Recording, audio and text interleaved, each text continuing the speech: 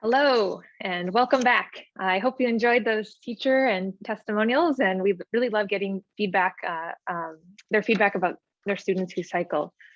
So welcome to session 2, Cycling for Change Around the World. In this session, we'll learn lessons from communities around the globe focused on the power of cycling to create change, reducing gender barriers to cycling, expanding access for all riders, and considering the need of caregivers and children in city design. Our first presenter will be Susan Bornstein, the Global Director for Institutional Partnerships and Influence at World Bicycle Relief, which is a hybrid NGO social enterprise that addresses the distance barrier in developing regions through bicycle mobility. Susan will be speaking on the impact of bicycles on girls' education and empowerment outcomes in rural Zambia. After Susan, we will be hearing from Shannon Galpin, a social justice activist, author, and artist. As a survivor of gender violence, Shannon has been an outspoken voice and activist of gender-based violence and gender-based discrimination in sport. Shannon is a fellow with the Explorers Club, a National Geographic adventurer, and member of the Society of Women Geographers. Shannon will be sharing her experience riding with women cyclists in Afghanistan. And our final speaker of the session will be Alex Baum. Alex is the Global Networks Manager at Bikes in Amsterdam. Alex's work at Bikes focuses on connecting global cycling changemakers and amplifying their work through these connections. His challenge is to ensure that global efforts stay rooted in local complexities and that local perspectives stay connected to global issues. Alex will be speaking on becoming a cycling city for infants, toddlers, and caregivers. As a reminder, you can ask questions to our presenters through the Huba app. If they do not have time to answer your question live, they can still answer your question afterwards. So if you think of one later, feel free to put it into the app. And with that, I'd like to present our first presenter on Cycling for Change Around the World, Susan Bornstein. Take it away, Susan. Thanks so much, Esther. And thank you everybody for the opportunity to be with you today. Next slide, please. World Bicycle Relief, or WBR, as Esther said, is an NGO that owns Buffalo Bicycles, which is a for-profit social enterprise, providing bikes designed for the needs of people in remote rural areas of Africa and other developing areas. So of the 560,000 plus bicycles we've distributed to date, over 200,000 of them have supported rural students to access education. So in a 2-minute video, I'd like to briefly introduce you to Scholastica, a student in rural Kenya, whose experience is very typical of what I'm going to share with you today. So we can play the video, please.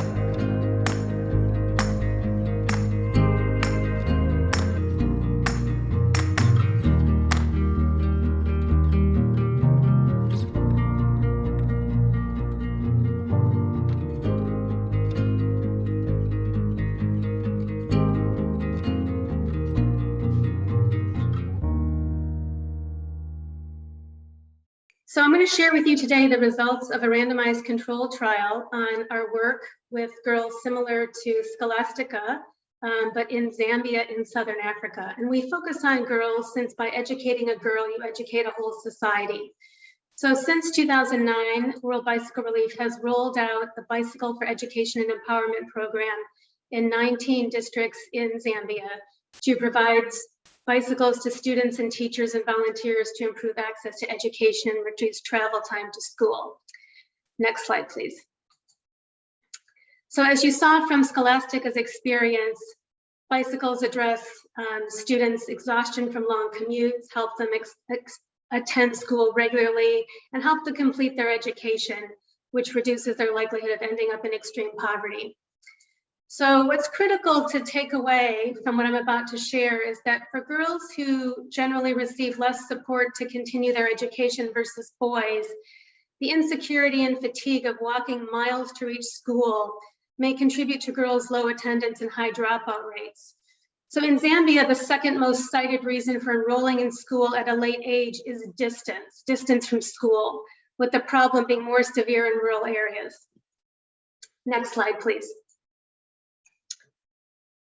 So we carried out, with the support of the UBS Optimus Foundation and the research organization Innovations in Poverty Action, a randomized control trial to look at the impact of the BEEP program on educational attainment and girls' empowerment in Zambia and Southern Africa. I'm going to briefly share some of the highlights from the RCT with you.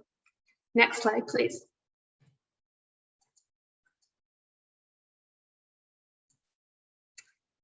The RCT looked at these 5 general buckets. So time to reach school, particular learning outcomes, very importantly, absenteeism, punctuality, and mobility as inputs to get to school, dropout rates and transitions, one grade to another, and broader empowerment measures that girls face.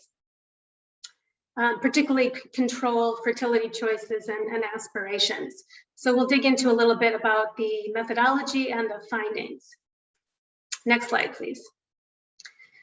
So we looked at almost 2,500 girls in grades 5, 6, and 7, all of whom live at least 3 kilometers from school and between 3 and 15 kilometers. So the study looked at what students in 100 government primary schools, about 1,100 girls in the treatment group, about 1,300 in the control group who did not receive bicycles. Next slide, please. This is in 3 districts of the southern province of Zambia, which is in the southern region of Africa. We operate in other places in the region, but and operate this program in other countries, but focus the RCT in these particular areas of Zambia. Next slide, please. So I won't go through this in detail, but you can see the methodology in terms of the different kinds of surveys that were done on different areas, including marriage and fertility, desires, English and math, different kinds of empowerment games in terms of surveys the girls participated in. And then we also looked at administrative data from the Ministry of Education, including test results, attendance data, and other kind of data in terms of enrollment, staffing, etc. Next slide, please. So at a very high level, here are 3 key results. Interestingly, a 33% reduction in travel time to school. So for girls such as Scholastica, although that video was from Kenya, you understand what it's like to be a girl in these rural areas in terms of all the different responsibilities that you have during all the different periods of the day. So reducing travel time to get to school is very profound. Reducing the time it takes to get from school home, which enables you to not only do your chores and contribute to the household, but also to actually have time to study and not be incredibly fatigued due to an hours-long commute. So 33% travel time reduction was a very key finding. 66% punctuality increase. That's really critical.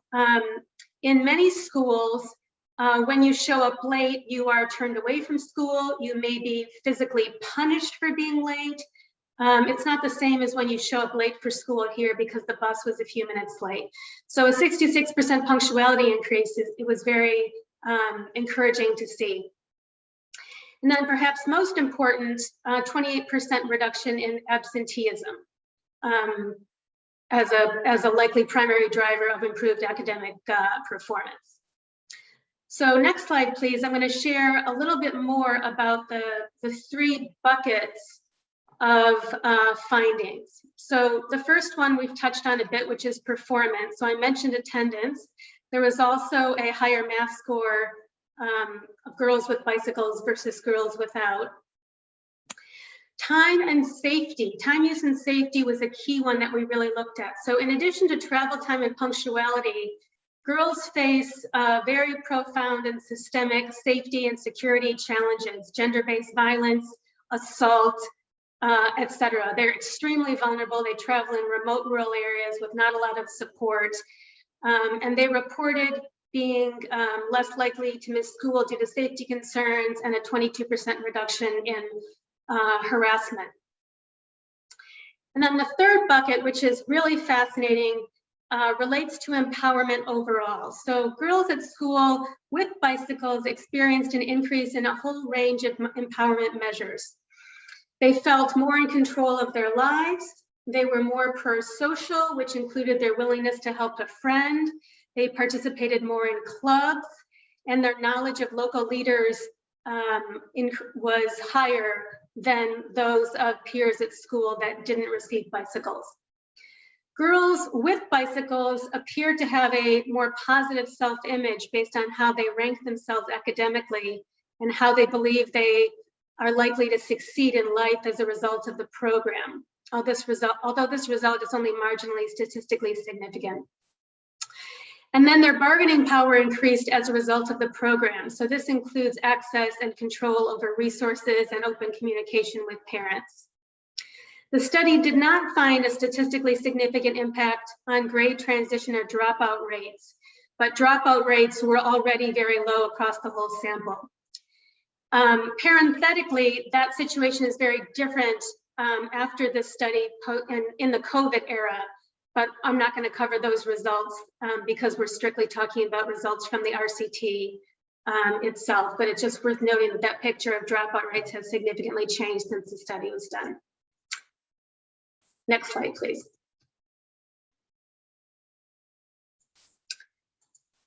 So this is the first randomized evaluation in Africa to test how providing girls with access to bicycles affects their educational outcomes, and the first to test how such a program impacts other measures of well-being like empowerment.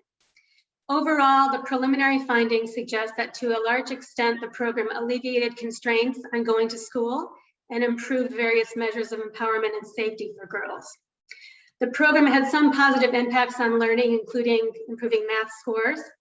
And the study suggests that an in-kind transfer in the form of a bicycle for travel to and from school can be a useful tool to improve girls' well-being in developing countries where distance to school is a barrier. So those are the key findings of the study, and I look forward to taking your questions and having a conversation in the Q&A. Thank you very much. Thank you so much, Susan. That was a wonderful talk, and we've already got some questions here asking if they can show that video to their students. So perhaps we can definitely link that into Huva so people could share that as well. I'm curious to hear a little bit too about the participants. Are they also, when they get flats and things like that along the road, are they kind of going through training to fix a flat and have the tools with them? Would you like me to address that now or wait to the Q&A? You can, oh, this is the Q&A. You can answer. Oh, yeah. Sorry. Okay. Yeah. First of all, happy to share the link for the video. It's on Vimeo, so it's easily accessible as are other videos. With regard to mechanics and spare parts, that's a critical part of our model. The target communities set up what are called bicycle supervisory committees, which are community leaders, PTA members, students, etc., who manage the program. They monitor what's going on, they troubleshoot, they provide monitoring and evaluation data. They're the eyes and ears on the ground for WBR. They manage a fund that is used to support preventive maintenance. One mechanic generally is trained in the community to support roughly 100 bikes, and those mechanics are based at the schools. So the Bike Supervisory Committee manages the funds and manages the mechanic and organizes preventive maintenance, so those bikes are on the road as much as possible, and we track those with monthly metrics. And then the mechanic is also available for repairs. Wonderful. And I have one other question that popped up here too. Do you have an on-the-ground research partner that you use for the RCTs in the study? So we worked with Innovations for Poverty Action in Zambia for the RCT. That was strictly for this RCT. RCTs are very expensive, time-intensive exercises, but we worked with IPA, which is one of the platinum organizations that does RCTs globally in the international development space. We have other research partners for other different kinds of research that we do, and we're also keen to expand that as we dig into some of the other interesting findings from this research and other research. So we have other university partnerships that we also are engaged with. But if people are interested in exploring that, I would love to connect with you. Awesome. I think we have time for one or two more. I messed up the time here. I think we have a couple more minutes. So I was wondering if you alluded to a little bit maybe to some of the differences that might have resulted due to COVID. Could you tell us a little bit about those results? In terms of the impact on the students and what's happening at the schools? Yeah. The schools have been closed a significant portion of the time of COVID. It's been primarily closed, open for bits and pieces, etc. In the next month, we will be releasing data that we collected for both 2019 and 2020 from school administrative records, not from surveys, that show significant rates of dropouts for students, particularly girl students. This is widely recognized globally, particularly in Africa. Girls are dropping out of school. They are being married off as children. They are becoming pregnant. They may need to drop out due to households sliding back into more extreme poverty. And so we are unpacking now what this data shows. That I don't want to get into the details of this yet because it's not ready to share, but the gist is that girls without bikes have lower dropout rates than girls with bikes have lower dropout rates than girls without bikes. And we'll be sharing that out, and I'm happy to send the links to that when that data is available. But in general, we have continued to distribute bikes when we can on an individual basis, but students are really struggling and their families are really struggling right now because most of them don't have access to remote learning. Thank you so much for your wonderful presentation today, and we can be sure to share links out, so if people want to find out more information about your work, we can link that both in the Q&A as well as within Whova app. And thanks again. Thank you so much. Great to be with everybody. All right, so our next speaker is Shannon Galpin, who will be joining us to speak to us about Afghan women riding for equality. Take it away, Shannon. Thank you so much. I am keeping my presentation a little bit more narrative. One, because we don't get a lot of photos like these out of Afghanistan. And also because after I realized I'd be following Susan, I knew that that was going to be a lot of the research that my work's based on. World Bicycle Relief has been doing incredible work, and there's a lot of crossover in terms of proving the value of bikes for women and girls. Over the course of the past decade, I've had over 20 trips and spent a cumulative amount of about 2 years in Afghanistan. And when I started working in Afghanistan on women's rights, really, there were no girls on bikes. I started in 2008. There were no women or girls riding bikes. Bikes were taboo for women and girls in Afghanistan, and men and boys rode bikes. You saw them everywhere, rural and urban areas, but it remained forbidden for women and girls to ride bikes. And while bikes have been intrinsically linked to women's rights for over a century, as I'm sure everyone here already knows, bikes and the suffragette movement, are inseparable. But in about 2009, I started riding my mountain bike in Afghanistan as a way to explore the country, but also to really explore this particular gender barrier. And I found that the bike soon became an icebreaker, particularly with men and boys that I encountered on bike rides who were curious. And it allowed me to have very impromptu, spontaneous conversations, much more authentically than in a meeting in Afghanistan, about women's education, sports, and the taboo of cycling. I had heard rumors, which I have been working to document now, that in the 60s and 70s, particularly in the South, Kandahar and Helmand province, that there were some women riding bikes. Those stories are really hard to find because the Taliban destroyed so much historical documentation, but there are some family members I've met of stories with their grandmothers having ridden. And so we're trying to collect some of those stories to document that this isn't a fully new revolution in Afghanistan with girls starting to ride, but it's never been countrywide, and it's never been fully acceptable. It's always been taboo. And it feels inconceivable that the places where women used to ride in Helmand and Kandahar are where these little pockets were, because that is an area that has been fully under Taliban control for nearly the last 30 years, other than a few years here and there. It was in the spring of 2013, so about 4 years after my first bike rides in Afghanistan, that I finally met and rode with Afghan women. I had met the head of the Afghan national cycling team, and he's also the coach of both the men's and the women's teams, but also, the head of the federation. And that was a newly formed federation under the Afghan Olympic Committee.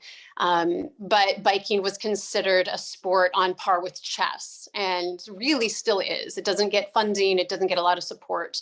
But I immediately shifted gears to fund, support, find resources for the team. And the irony was that due to my previous career as a sports trainer before I started working in Afghanistan, I was kind of uniquely situated to help with the first burgeoning handful of girls who were cycling. Next slide, please. And I just realized I'm not getting the same slides. So hopefully we can be on the slide about 4 in. That is the girls riding all in a line, and I can't see the slides, so my apologies. These young women that are all in a line, you can see a couple of men in the back, were the first group of the Afghan national cycling team. They cracked the barrier that kept girls off bikes. And while all sports have benefits to young people, whether that's health, increased confidence, all the things that we all know and have all been discussing and will continue to discuss as the benefits of sports, and in particular the benefits of cycling, there is now international recognition that sports are a low cost, a simple and effective tool for international and national development goals. The United Nations Agenda 2030 has provided sport with a mandate to contribute to social change, and the UN and the IOC have both recognized that sports have an active role to play in contributing to the achievement of the Sustainable Development Goals. Cycling in particular achieves several of the SDGs.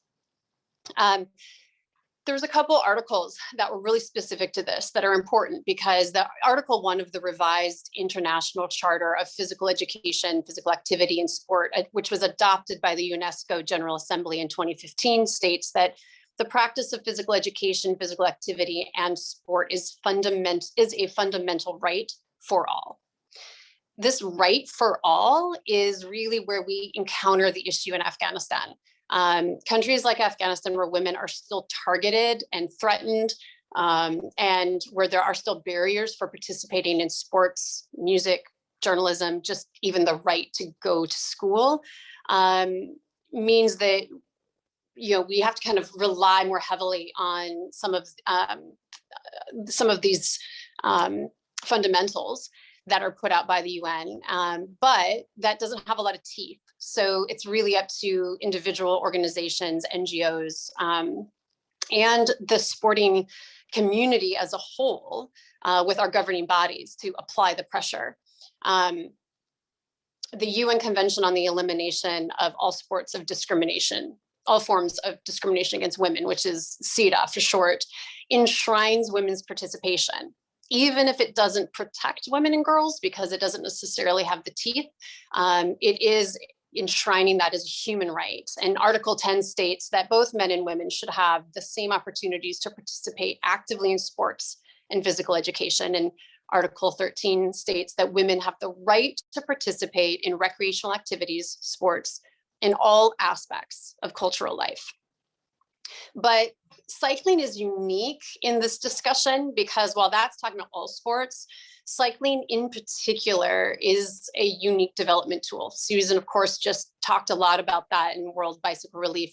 I think illustrates that work very well in terms of that cycling does what all sports do in terms of health, welfare, confidence building, but cycling itself is a social justice tool. And bikes equate freedom of mobility. They are clean and inexpensive vehicles for transportation and help cities achieve their climate justice goals. And bikes increase access to education. Bikes decrease health costs for communities. And I didn't know about the research in Zambia, but Cambodia had something similar where they did research looking at how bikes were a tool to help decrease sexual assault. And in particular in rural communities, but that is something I'd love to see more research on in urban communities as well. Bikes literally empower women to be visible in public space, to literally take up space. Next slide, please. In Afghanistan, the first steps to working with the first generation of women cyclists was simply getting them their own equipment. They were borrowing bikes from cousins and brothers if they were allowed. And so I was able to work with Live Cycling, and we brought over 60 racing bikes for the first donation, and about 1,000 pounds of cycling equipment, including repair kits and supplies, so that they would have the tools and equipment that they needed to maintain the bikes.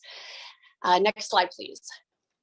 It obviously overwhelmed the Kabul International Airport's conveyor belts. And it was the first time where I really felt in multiple trips, I had been there probably a dozen times, where I felt like I was no longer traveling incognito, showing up with about 50 bikes, about 60 bikes and this 1,000 pounds of equipment. Next slide, please. But equipment donations, while necessary, really are only the first step towards participation. Next slide, please. The girls needed to learn how to maintain bikes. And this is still something that we don't see enough, is that girls themselves can maintain the basics. They don't need to know how to bleed their brakes, but they need to know how to change a flat.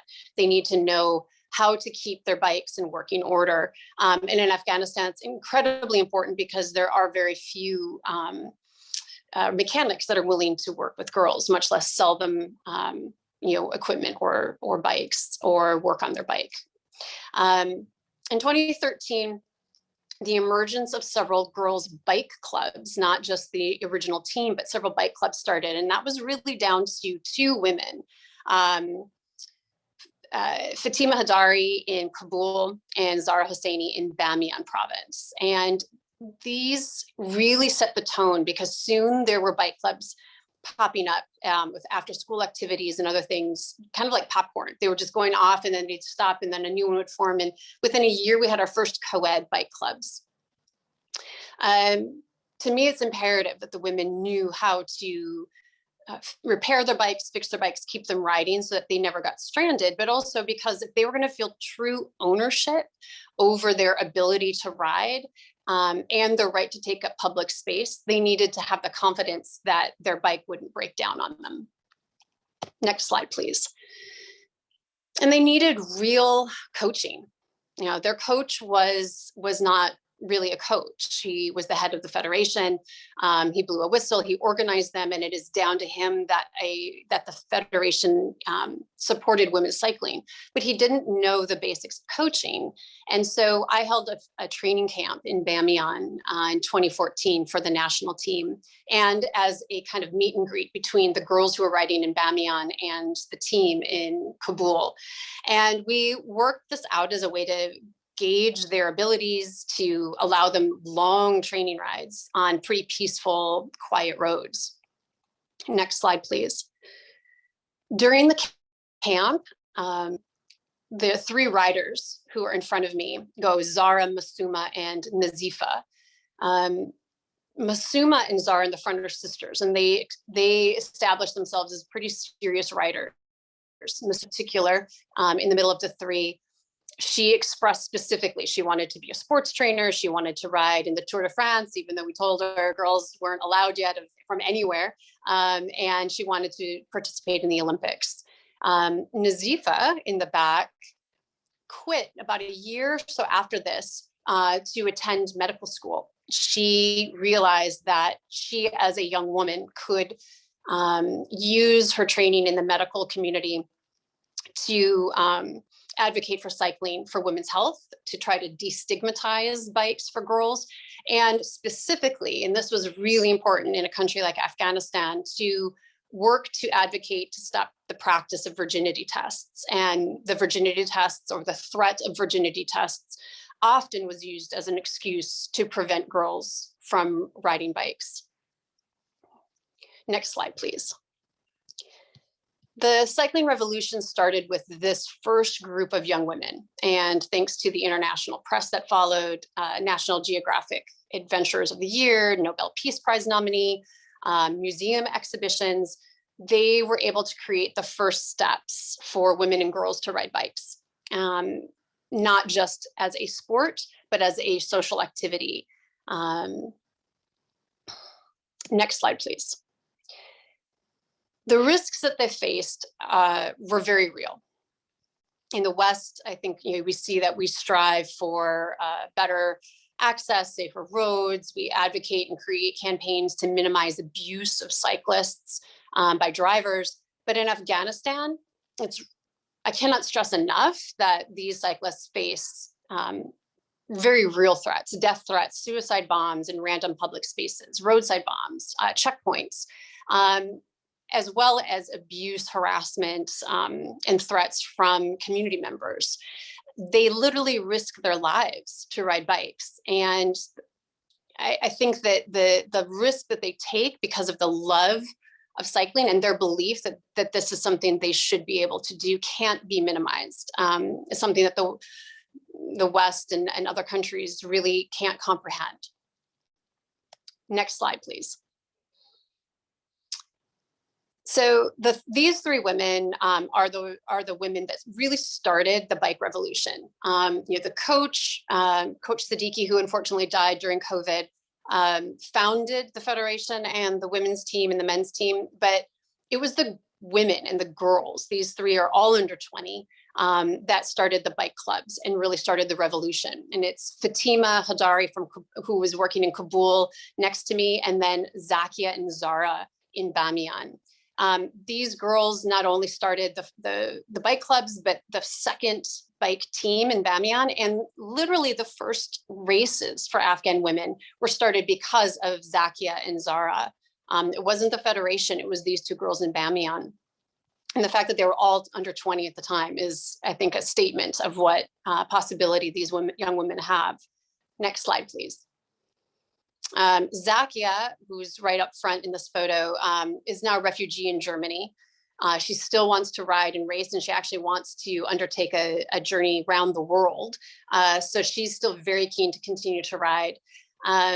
Both she and Zara were featured in the documentary Afghan Cycles that I helped produce, as well as the most recent book on women's cycling by Hannah Ross in the UK called Revolutions, which kind of dives into their story a little bit more. Next slide, please. Bikes in Afghanistan are now being used not just for racing, but for advocacy and protest with group rides, for awareness, to protest climate change, to protest corruption, to celebrate International Women's Day.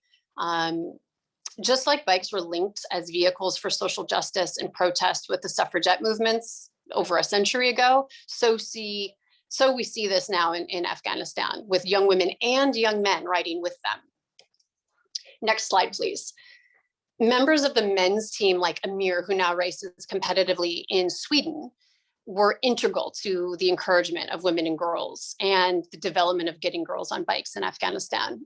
These first steps couldn't have happened without them. And it proves something that we need to remember when we talk about women's rights, particularly in our development goals, is that while the women are leading this, and while the women, Afghan women, need to be, kind of firmly in place, we have to remember that while men are the ones who created the gender barriers, so that means they're vital in this fight and vital to solving these changes in the fight for equality and the elimination of violence against women. Next slide, please. When we talk about women taking up space, this is what it looks like. Girls comfortable riding together in their regular clothing, just like what we expect to see in countries like the Netherlands and in Denmark. This is how women take up space and start to normalize bikes for women and girls in a country that has never allowed them to freely. Next slide, please. Next slide, please.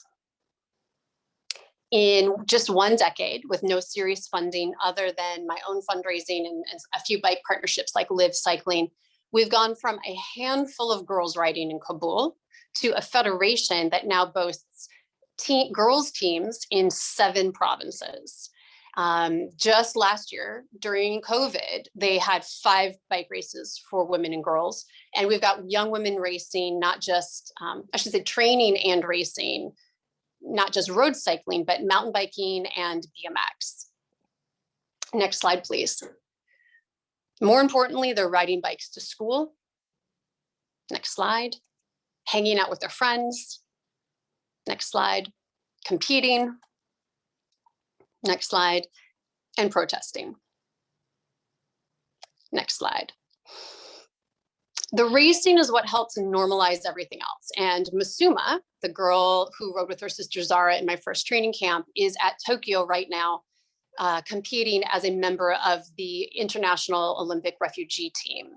The BBC just did an incredible story on her, which I posted to my Twitter today. So you can go find that. And it's a great little video piece that gives you a lot more background on Masuma. Next slide, please.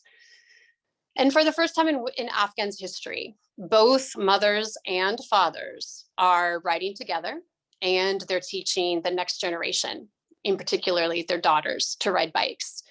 This is the future of Afghan cycling.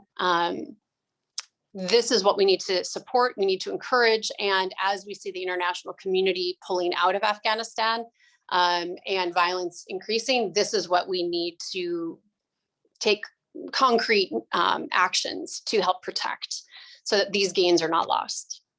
Thank you. Thank you so much, Shannon. I think I lost track of time there. I was so captivated by your incredible journey. So I'll ask one quick question, and then if people have additional questions, again, they can ask through the app and we can follow up there. So just one question that came in is, since the National Cycling Federation there might not be the most reliable area for support, what are the best ways to support, and who supports the women's team in Afghanistan? So there's 2 different ways to support. I mean, the best would be to have someone reach out to me directly. They have launched a GoFundMe, and I've linked that in my Instagram bio. That's run through the Federation so that they can buy new equipment. All they have is old equipment and they need more. But there is an organization, I definitely would not direct people to donate beyond that GoFundMe to the Federation. Often that gets siphoned off by the other entities like the Olympic Federation or others. so they can contact me directly. The Afghan Sports Trust based out of the UK is a great way, and we will raise money through them and with them for partnerships. Otherwise, so far, I've been the only one that's been directly supporting them. Great, thank you so much. And we will channel all the additional questions through Huva. Really appreciate you sharing this journey. Thank you. And our next speaker will be Alex Baum from BYCS in Amsterdam. So take it away, Alex, and feel free to use your time. Luckily, we have a little bit of buffer with the break, so don't feel too rushed. Okay, thanks so much, Esther. Can you hear me? Yes, we can hear you. Wonderful. All right, thanks so much to Outride. Thanks so much to everyone for joining today. Thank you to Shannon and Susan, my fellow presenters. Today, I want to talk about cycling cities for infants, toddlers, and caregivers. And on the next slide, you will see a brief agenda for today. I'd like to first start off by framing this topic, talk about some of the benefits of cycling for these groups and also the barriers, and then talk about how cities can get started with incorporating the needs of these groups and some recommendations and the next steps for our work. So I'll start on the next slide with framing, and actually the slide after that. So why is this such an important issue? Well, because out of the 4 billion people in cities in the world, 1/3 of them are children, and the other 2/3 spend at least some portion of their time caring for those children. So when we talk about infants, toddlers, and caregivers, in reality, we're talking about over 4 billion people in the world that could benefit from this. Next slide. So talking a little bit about the goals of the work here, it's to better understand the advantages, but also barriers of cycling to these groups, stimulate further discussion on this topic, further research and further data collection, and finally, for planners, policymakers, and advocates to consider the needs of these groups in their cycling-related work, because after all, a city planned and programmed for infants, toddlers, and caregivers is a city for all. Next slide. So just to give a little context, some of you may not be familiar with this term caregiver. When we say a caregiver, it's a very broad definition. This is someone who works with children at any point. It does not have to be on a regular basis. It does not have to be paid work.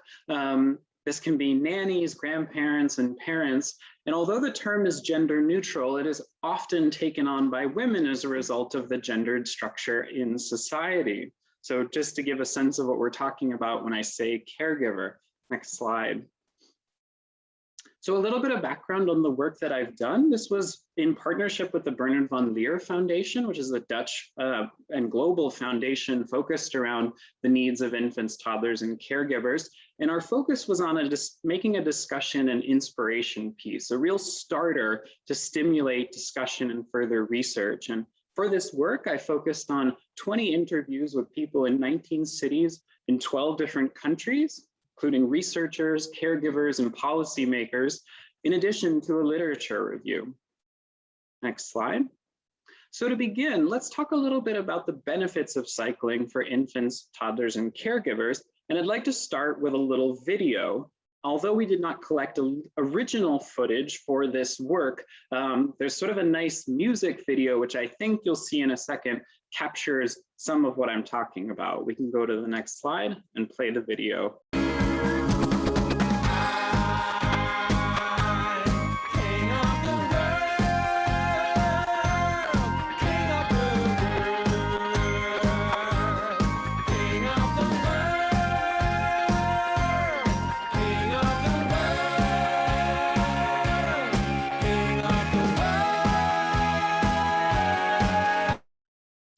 So I hope you enjoyed that video. I always get a big smile on my face when I see the different poses of the various children on the bicycle. So when we talk about benefits of cycling for infants and toddlers, there's two main themes: connection, or connect, and aware. And within this theme of connection, there's 3 dimensions: connecting to the caregiver, the community, and the natural and built environment. In the video, I'm sure you noticed in a number of the little clips, there was caregivers either touching a hand on the shoulder or the back or the head. We call this the intimacy of attachment, which research has shown leads to reduced reactions to stress and increased familial attachment.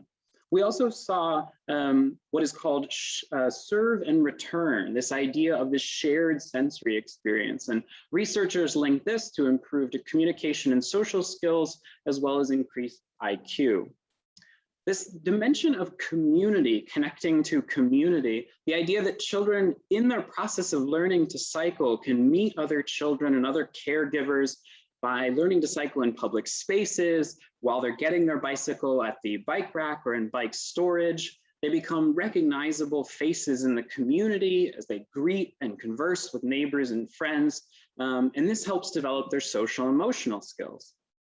The last dimension, the natural and built environment, I think is very illustrative through a quick anecdote. One of my interviewees, Jimena Perez Marcheta, the bicycle mayor of Salta, Argentina, told me the story about how one day her son noticed that the road had been repaved, and he wanted to reach down and touch the pavement and experience this foreign substance. And so it's that combination of him noticing and then being curious, that idea of connecting to our natural and built environment, I think is perfectly displayed through that story.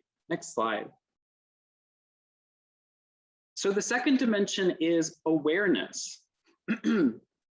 And this, the second theme, excuse me, is awareness. And this is, we talk about this through three different dimensions: geographical space, rules and hierarchy, and visual and auditory cues. When we talk about geographical space or mental mapping, Bruce Appleyard has done a number of studies that show that children who are driven to school when asked to map their neighborhood make only a series of islands, whereas children who cycle create a connected network. When we talk about rules and hierarchy, we think about children starting to establish a sense of order, vehicles predictably moving through intersections, and starting to understand caution when it comes to speed and size. When we talk about visual and auditory cues, the noticing of a traffic light changing and then seeing the patterns that result from that. Hearing a vehicle approach from behind and understanding how the sound getting louder means that that vehicle is getting closer, and also associations with noise around size and speed. Next slide. In terms of benefits for caregivers, there are numerous. The flexibility of not having to rely on schedules, and also being able to trip chain by being able to carry bags and children, especially numerous children. This idea of having quality time together, you saw in the video, the connection between the caregiver and children and the teaching moments. Building a community. For many caregivers, this is a very isolating experience when they first start, and cycling helps to unite that, as well as cost and energy savings. Next slide. And finally, the benefits for cities. As many of us know, cycling for infants, toddlers, and caregivers, if we think about the patterns that are learned young, physical activity that can stay with us and have benefits, but also obesity, and that can have negative benefits. So where does cycling help in terms of those health and productivity? In addition to improved air quality, and also addressing inequity, especially for low-income families who rely on walking and public transport outside of peak times, that makes that trip training that we discussed very difficult. With the way public transit is structured, leading to less positive interactions with children, leading to difficult relationships between. Next slide. So talking about the barriers, next slide. The most important barrier, which was discussed in all my interviews, was of course personal and traffic safety. Studies have shown that women are, when on a bicycle, are passed by cars closer than men. And I think what that starts to illustrate is this experience, which of course Susan and Shannon also touched on, the difficulties that women face in public space, but also the socioeconomic perception of cycling, distance, weather and topography, air pollution, and equipment costs and availability, which I'll touch on a little bit more. Next slide. So how do we get started what do cities do first? And I'd like to touch on two themes. Next slide. The first one is being strategic. So in your city, when you are fighting for the needs of these groups, make sure you control the narrative. This is not for cyclists. This is to improve the experience for all road users. And actually that many interventions have little effect on travel time. Thinking about prioritizing for impact, focusing on interventions that will have the highest potential to improve connectivity, using demonstration projects and surveying attendees, creating key alliances with groups that have similar goals, such as improving public space and safe routes to school, and finally utilizing this invisible infrastructure as a way of reducing speed and controlling volume. These can all have positive benefits. Next slide. The second theme here is creating access, whether this is through car-free and open street events, caregivers teaching other caregivers, trying out new types of bikes, leasing to own, which helps to address ownership challenges for low-income families, electric bicycles, which can help to address difficulties in weather and topography, and incorporating cycling into other modes. Next slide. So just a few recommendations from the report. Next slide. I wanted to include a couple anecdotes, and I'll just highlight a few. The image you see on the right-hand side, Mariana Salvador, the bicycle mayor from Santa Fe, Argentina, noticed that her son really loved trucks. And as a cyclist, she was really frustrated about this, but she realized there were no books in which a bicycle plays an important role. So she decided to create her own, a gender-neutral book with cycling as the central focus. Cecilia Vaca Jones, the head of the Bernard von Leer Foundation, originally from Lima, told a story about how even as a confident cyclist, how intimidating it was for her as a woman and a caregiver to walk into a bicycle shop staffed only by men, and that experience and that effect that had. Next slide. So when we think about this paradigm of making cycling safe, easy, comfortable, and fun, there's a number of opportunities here. One I will highlight is this idea of making it fun. So partnering with museums and educational institutions to provide educational signage or art along the way. This was a particular anecdote from Latin America where this had actually happened. And I think this is one way where the experience for children can really be improved and that impact can go farther. Next slide. So where do we go with this work? Next slide, thanks. We'd like to see more research done around these benefits, gathering more data, growing the pie, talking about the patterns, the use and the barriers of bicycles for these groups, and also the development of a toolkit, knowledge tools, policy guides, implementation guides for cities who are really excited but are unsure where to start. And we hope to continue this work going into the future. And I'll just close, next slide. With this message that I asked from all of you out there who are planners and policymakers and programmers, consider the needs of these groups, because a city planned and programmed for infants, toddlers, and caregivers is a city fit for all. Thank you. Thank you so much for a wonderful presentation, Alex. I just wanted to start by asking a question. If you have any, great examples of cities doing this well, and particularly, I know we have an audience from around the world, but if you have any great examples from, North America as well, I'm sure our audience would love to hear what's been out there. Sure. Yeah, most of my examples are from outside North America. I will say most of the interviews were in Latin America, Europe, and India. But let me think of a good example. Tel Aviv has been highlighted as doing some really important work around these groups, in addition to, sorry, the name just escaped me of another great example. Yes, but there's a number, and in the report, I mention all the different cities of people that I talked to, and in general, these were cities that were doing this very well. Awesome. Well, we will be sure to link that report in. And I think I just saw another question come in here. So you mentioned using invisible infrastructure. So the audience is wondering a little bit if you could elaborate on that term. Sure, absolutely. So these are things that don't necessarily require new construction, but have sort of like the same intended benefit, or not so much like hard construction, but using things like street narrowing through planters or temporary bollards to control speed or control volume. I think, although those things are sort of visible, I think the point is that really what you're focusing on is speed and volume of traffic. So not necessarily like banning traffic altogether, but just trying to control the idea of speed and volume. Great, and I'll just ask one more question before the break. And I noticed you made a call for researchers earlier in terms of, there's more questions we want to ask.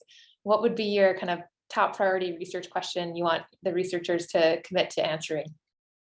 That's a great question. I think the big area that data is still really missing is at a very basic level in terms of patterns of use for infants, toddlers, and caregivers. I think often when data is collected, they are not a group that is kind of separated out from that. I think also when data is collected, it's done at rush hour, and caregivers tend to operate outside, in many ways outside of rush hour. They tend to take non-peak trips cycling. So even that level of data is still really necessary. Great. Well, thank you so much for your presentation. We'll be sure to link that report in with your presentation notes on the app. And if people have additional questions, again, feel free to get in there and ask them, and we'll be sure to send those over to Alex. So thanks again. Thank you. And with that, it is time for another break. I know we ran a little bit over in that one, so we'll try to get back on time. So we'll take 5 minutes to move around, get some water, do a stretch, and we'll see you back for session 3 in about 4 minutes.